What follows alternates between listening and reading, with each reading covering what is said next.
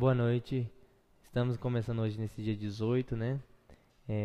Dando continuidade, tivemos um probleminha na última aula, no áudio, né? Na questão, caiu aqui o sistema. Então, pedindo desculpa desde já, vamos dar início aí na parte de comercialização agrícola. A história econômica do homem começa com o problema da satisfação das suas necessidades fundamentais. Alimentação, vestimenta, né? Podemos citar aí mais o que? Questão de segurança, né? Então, essa história começou bem aí. No princípio, o homem realizava apenas atividade extrativista ou predatória, né? E daí então, eles viram a necessidade e passaram a fazer o pastoreio, né? Passou então a virar uma atividade de produção, né? Então, nessa questão de comercialização, no princípio, nós tínhamos o que? A troca direta, né? E essa troca direta nada mais, nada menos era do que a troca de mercadoria por mercadoria, né? O cara produzia, você tinha uma propriedade com produção de arroz e outra com feijão. Então, se tinha essa troca, né, de mercadorias aí. E tem a troca indireta, que passou a ser no mercado monetário, que é a mercadoria por valor, né? Ou no caso aí moeda, né? Dependendo da região. Conceito: a comercialização agrícola é o conjunto de operações e ou funções realizadas no processo de levar os bens e serviços desde o produtor primário até o consumidor final. Só que dentro dessa questão, você pega aqui o produtor primário até o consumidor final. Na agricultura de hoje, você se percebe que passa pelo atacadista, pelo varejista, né? Depois vai para os mercados e depois para o consumidor. Isso agregando o quê? Cada vez acrescentando custos, né? Acrescentando valores até chegar na mesa do consumidor aí. A finalidade do processo de comercialização, ele visa levar os serviços e bens até o consumidor, entregando-os no local adequado, no momento correto e na forma e qualidade desejada. Dando um ênfase aqui, na parte de finalidade, nós podemos ver o seguinte, que a parte que se fala, o processo de comercialização visa lembrar os serviços e bens até o consumidor, essa parte, ó, entregando-os no local adequado, no momento correto e na forma e qualidade desejada. Nessa questão, nada nós acabamos de responder o quê? Que isso é a qualidade e produtividade, né? É qualidade esperada pelo consumidor e no momento correto, na quantidade correta. Então, nada mais é do que qualidade e produtividade. Nunca se pense que quando você aumenta a produtividade, você perde qualidade, né? Isso é uma questão que as pessoas às vezes passam assim para a gente, falar, mas se eu aumentar minha produtividade, né? Eu aumentar minha questão de, eu tenho que produzir 1 hectare hora de cultivo de cana-de-açúcar, por exemplo. Se eu passar a produzir 1,2, 1,3 hectare hora, será que eu vou estar perdendo em qualidade? De certa forma, não. Por quê? Se você tiver uma equipe treinada, uma equipe especializada, né? uma gestão de pessoas boa, né? Você for um líder coerente, uma pessoa técnica, você consegue ter produtividade, qualidade e ainda acrescenta um diferencial, que é o quê? Que é você conseguir arrematar, né? Rebater as suas metas, passar da tua meta era 1 e você, da sua forma de trabalho, né, você conseguiu uma produtividade hora máquina aí. O processo de comercialização adiciona ao produto os tipos de utilidade. Neste caso aqui que nós estamos falando, utilidade, ela acrescenta, assim, de certa forma, valor, né? Então vai ser qualidades, vamos dizer assim, adquiridas no produto. Então nós temos utilidades de posse. É criada pela compra e venda. Quando, por exemplo, o produto passa das mãos do produtor ao atacadista, deste ao varejista e finalmente ao consumidor. Então, nós podemos notar que tem todo um ciclo, né? Você sai do produtor para o atacadista, do atacadista para o varejista e finalmente ao mercado consumidor, o que agrega um pouco mais de valor. De lugar, né? Utilidade de lugar. Esta é criado pelo transporte, que traz os bens ao local adequado. Lembrando sempre que o transporte, né, o carregamento, o transporte de certas culturas podem acrescentar de forma absurda, até vamos dizer assim, em questão do custo. De forma é criada pela classificação, padronização, beneficiamento e embalagens do produto, né? Então, se nós formos pensar que nós somos um pequeno produtor e que a nossa propriedade faz essa produção e ela tende nos dias atuais a passar do produtor, o atacadista, todo esse ciclo até chegar no consumidor.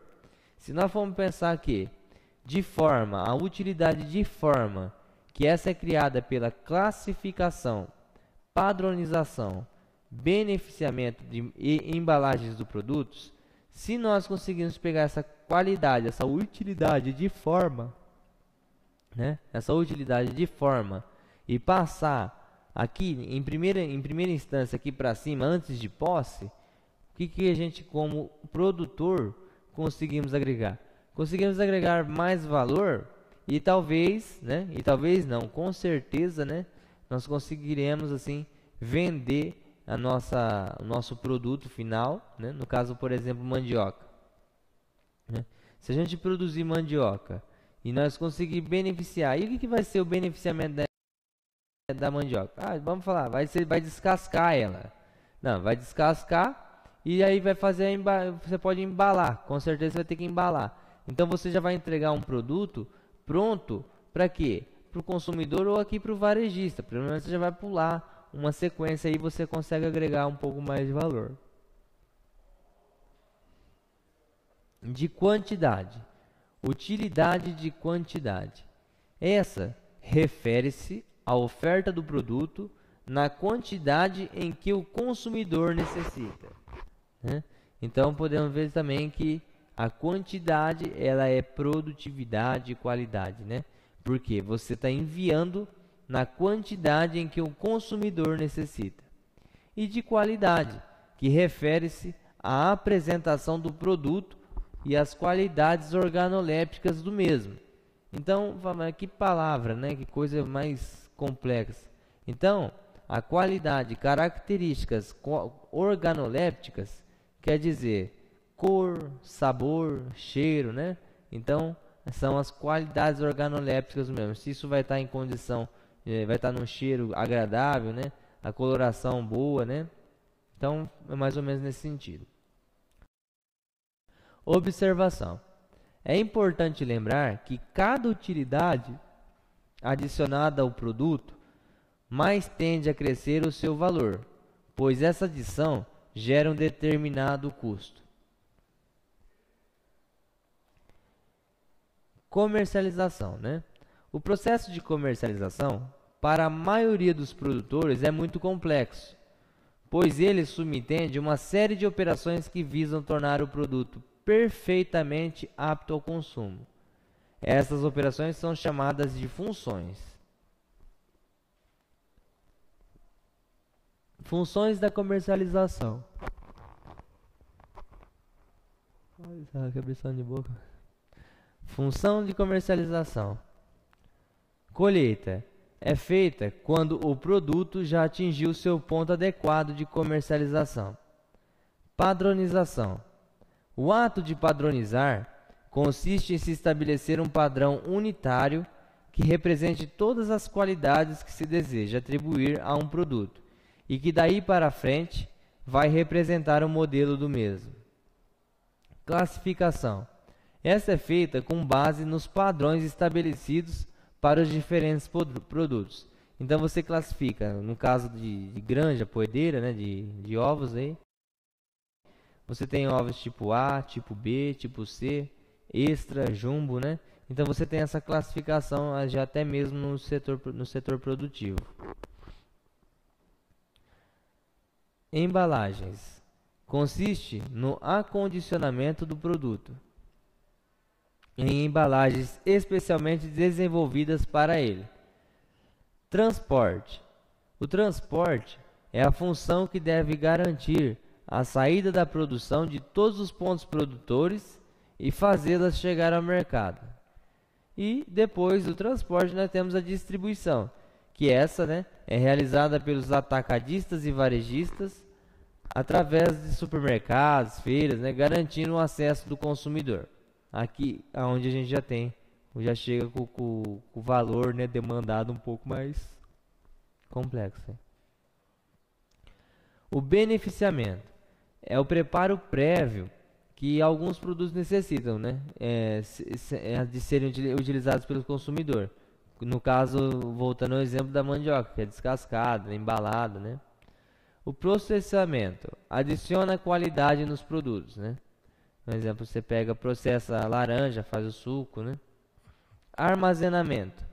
Estocar produto para utilização posterior, para você vender numa condição melhor, num preço mais adequado ao seu custo. E o seguro, né? O seguro ele consiste na garantia da produção contra eventos aleatórios em todas essas fases.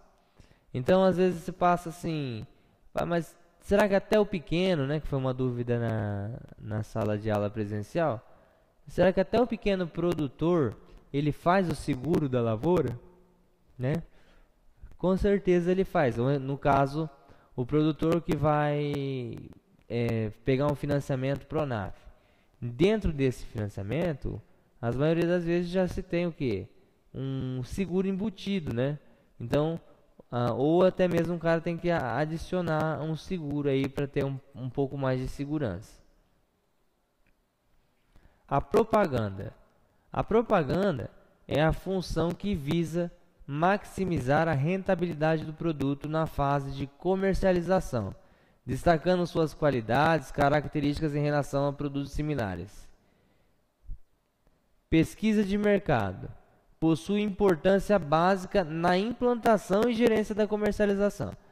Então, essa pesquisa mercadológica, apesar de ela se localizar aqui na nossa questão em último ponto, ela deve ser o primeiro desde o início de planejamento. Ai do céu, vai ter que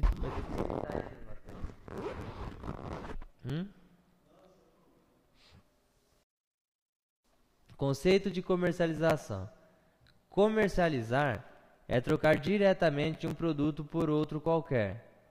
Também trocar indiretamente um produto por um valor intermediário. Então, a troca direta é trocar diretamente um produto por outro ou indiretamente um produto por um valor. A comercialização agrícola é um conjunto de operações que permitem que os produtos cheguem em condições de consumo e beneficiamento. Então, nós temos que ter certeza do quê? De que na comercialização, né, os produtos já têm que chegar em condições de consumo ou beneficiamento. Observação. O processo de comercialização deve ser rápido e simples, devido a fatores que influenciam direto na comercialização. Por exemplo, risco de perda da produção. Esse mesmo quando já se completou o ciclo de desenvolvimento da cultura. Para enfrentar esse risco, o sistema agrícola dispõe de mecanismos tecnológicos e financeiros. Por exemplo, vamos pensar que nós temos uma cultura de cana-de-açúcar, né? E nessa cultura, nós estamos chegando num ponto em que um ponto de colheita realmente. E você tem toda a cana-de-açúcar ali. Vamos pegar um pé de cana, né? Então, a parte de baixo é a parte mais doce, você tem açúcar no meio, e você tem açúcar no fim também, em menor quantidade. Porém, quando você passa aqui, para enfrentar os riscos de perda, o sistema agrícola dispõe de mecanismos tecnológicos e financeiros. Então, você tem que pegar o seguinte, o que se realiza a maturação da cana-de-açúcar, né? A maturação, ela faz com que você perca menos, né? E que você ganhe pontos percentuais em pó na cana-de-açúcar aí. Então, você passa a ter mecanismo tecnológico para que você perca menos açúcar durante o desenvolvimento aí. Então, você tem maturadores no mercado, né? Para poder auxiliar. Sendo que essa questão de maturação de cana-de-açúcar foi um exemplo, né? Mas a maturação se abrange dentro de muito mais coisas, né?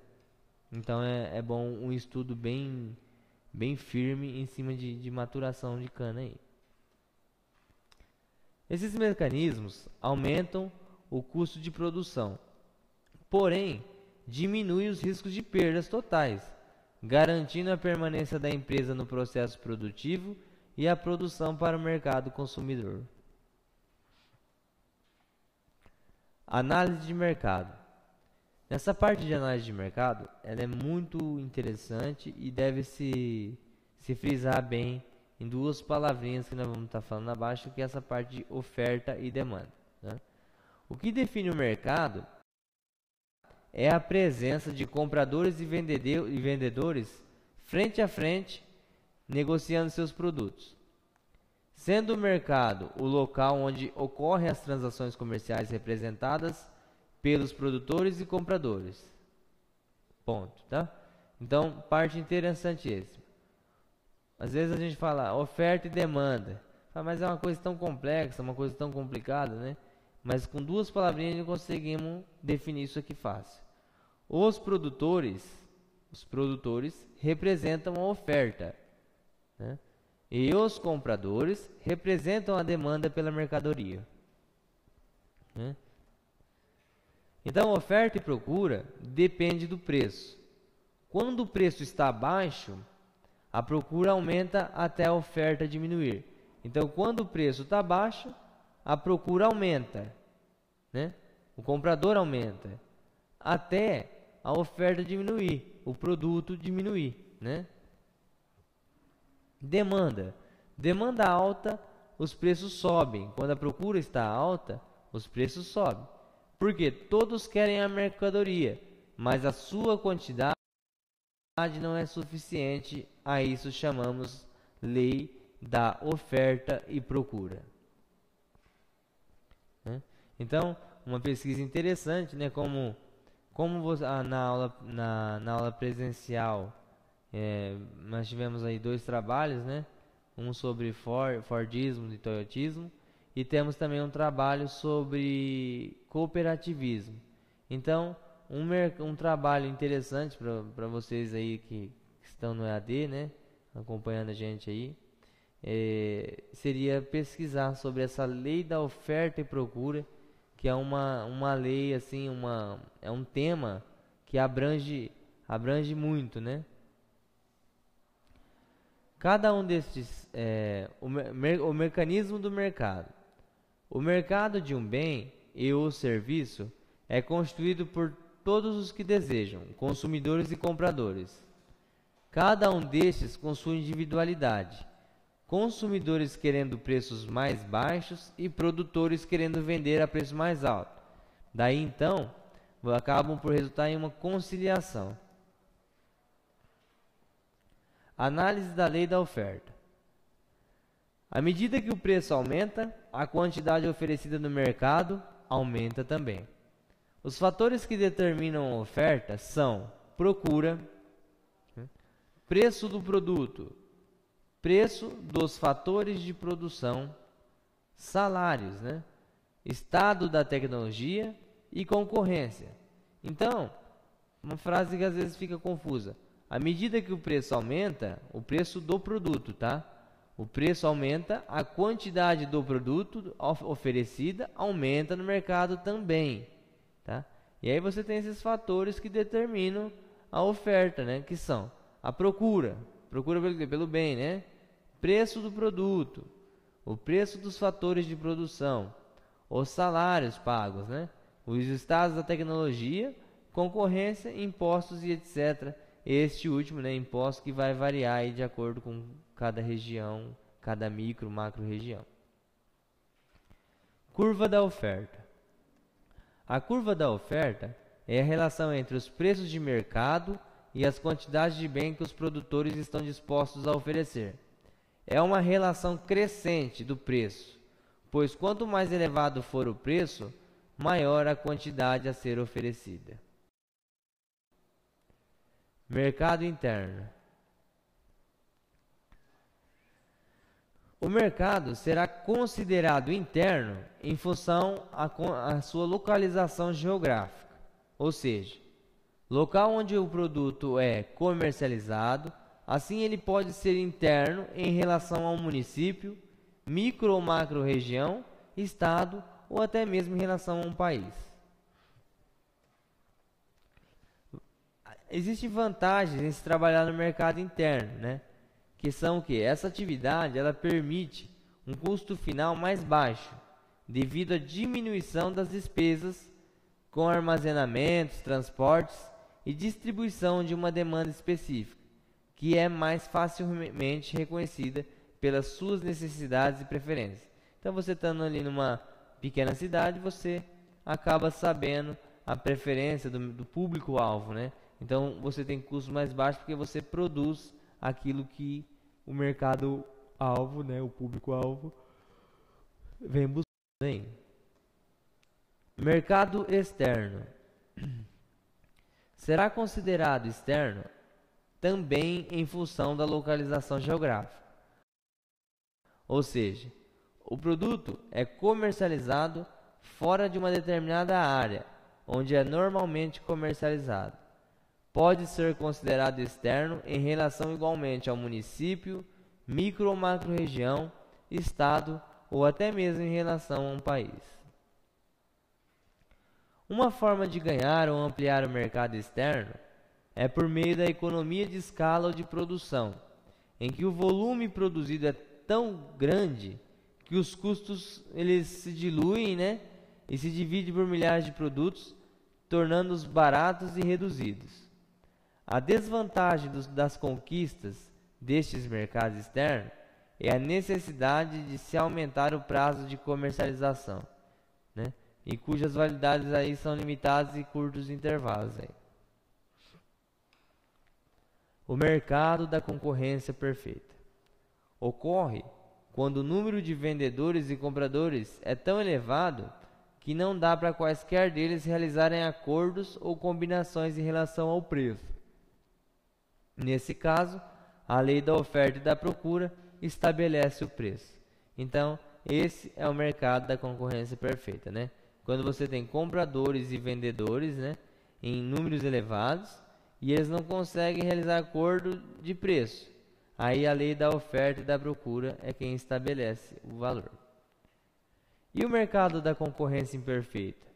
Ele é caracterizado pelo oligopólio, ou seja, quando poucos produtores dominam o mercado e combinam o preço de venda do produto, não havendo uma concorrência natural, e pelo monopólio, ou seja, quando há um único produtor de uma mercadoria, ele é quem estabelece o preço do produto. Então esse é o mercado um pouco mais completo, né, e complexo.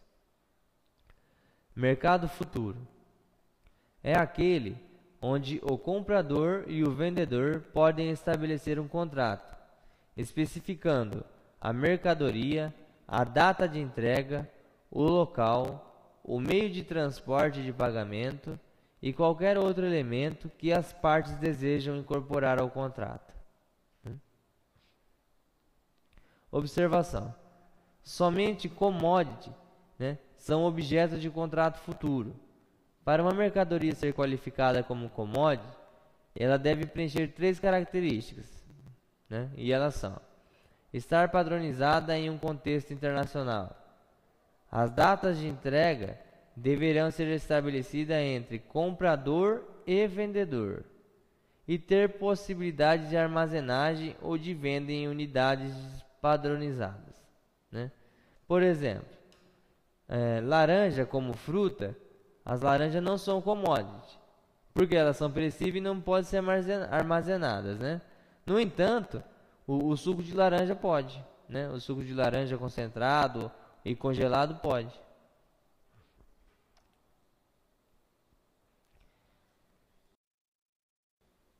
Mercado a termo.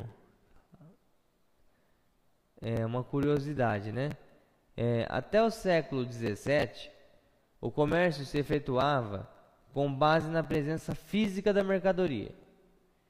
Entretanto, as mercadorias disponíveis pelos vendedores, né, nem sempre correspondiam às necessidades dos compradores em quantidade e qualidade, e também no espaço e no tempo desejado.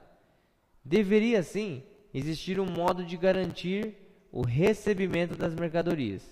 A solução encontrada foi o estabelecimento de compras para o futuro.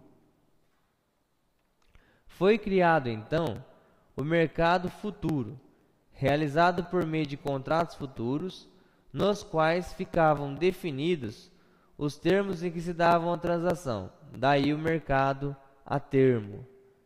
Esse já era praticado pelos japoneses no século XVII, por meio de organismos que hoje conhecemos como Bolsa de Mercadorias e Valores. Esse regime de contrato começou a vigorar na Inglaterra, mais de 100 anos depois.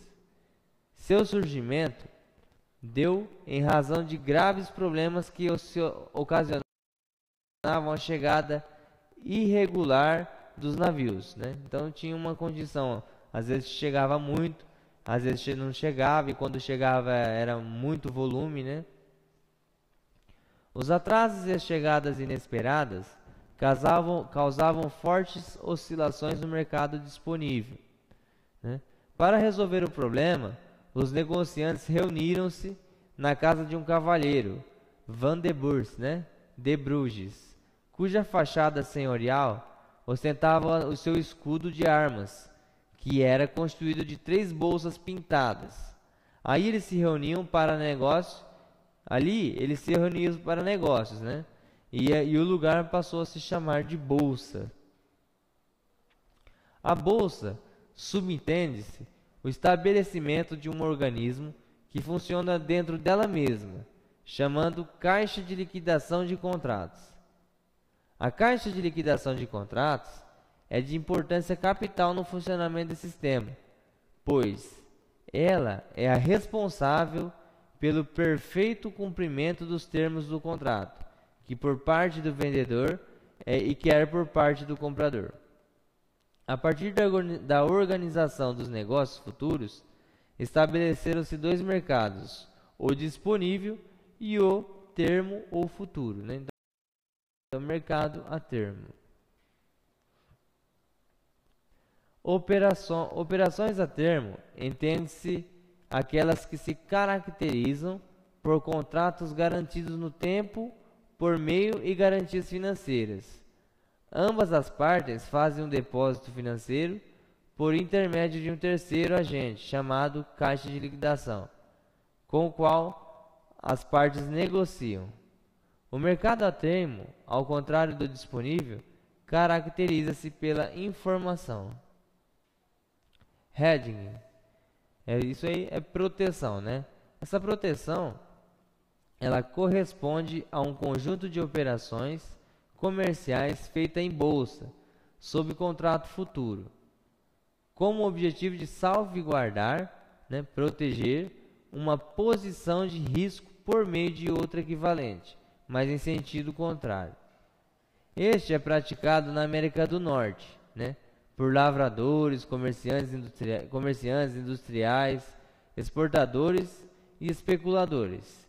Esses últimos os fazem objetivando dar ao capital investimento a melhor remuneração possível. Já o objetivo dos demais consiste em se proteger contra variações de preço, bem como do fornecimento da mercadoria. Canais de comercialização são vias ou meios para que a comercialização possa ocorrer em diferentes etapas e locais, que podem ser divididas em diferentes centros de operações, à disposição do produtor, conforme a realidade da sua localização e do mercado consumidor. Mercadoria como utilidade. Os intermediários da comercialização, que adicionam determinadas utilidades ao produto por meio da infraestrutura, especialmente montadas para tal.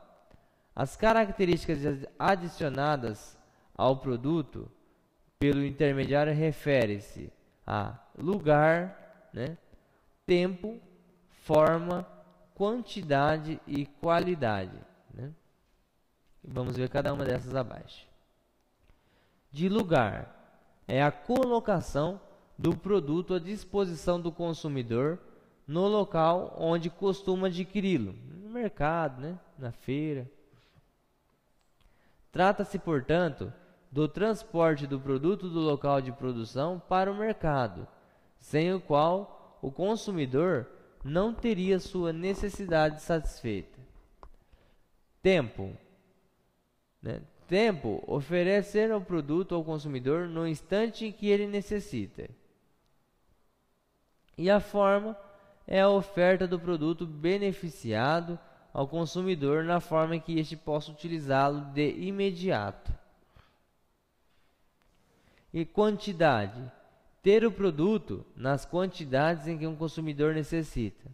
Às vezes, essas quantidades são muito grandes, a exportação, outras muito pequenas, grama, quilo. No entanto, são necessárias.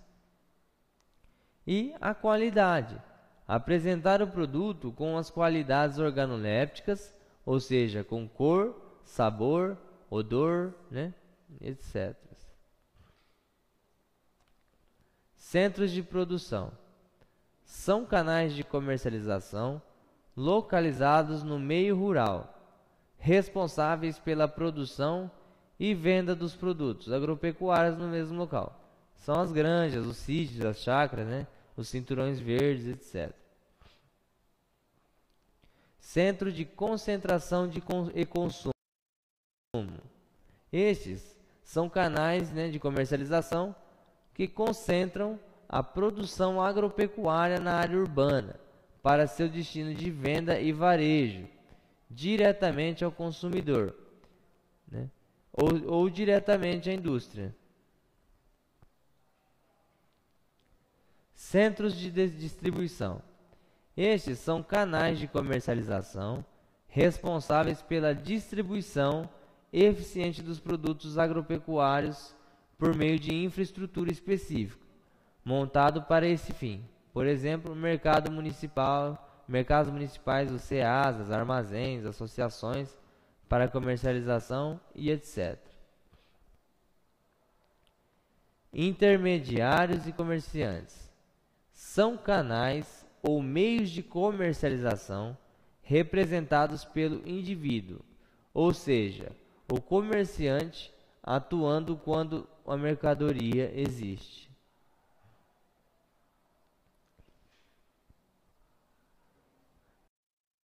Comerciantes rurais negociam a safra com os produtores responsáveis pelo escoamento das colheitas.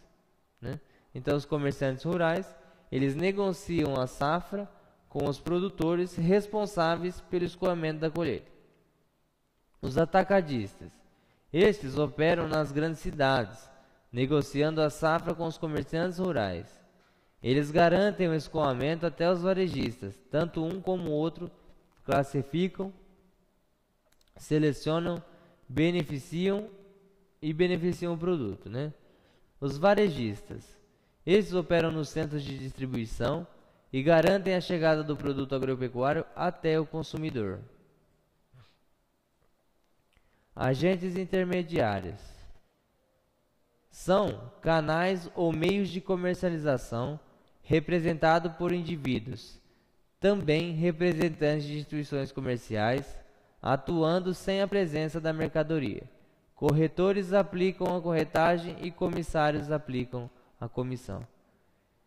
Então, essa parte de comercialização, o quanto mais, né, fazendo um resumo, o quanto mais a propriedade conseguir sair com o produto beneficiado ou melhorado de dentro da propriedade, maior é o ganho do pequeno produtor, do médio, do grande, né? Então, a gente passa a ter um pouco, agregar valor dentro da propriedade. Tudo isso aí acarreta num pouco mais de custo, né?